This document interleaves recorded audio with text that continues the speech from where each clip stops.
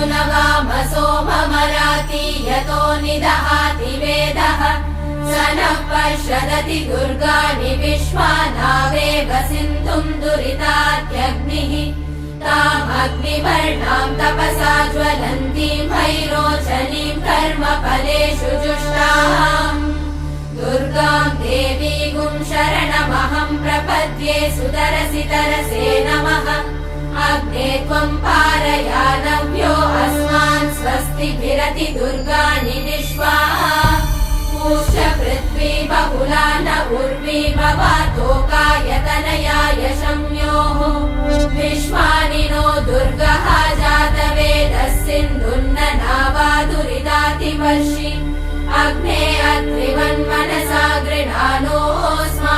बोध्यभिता तनूना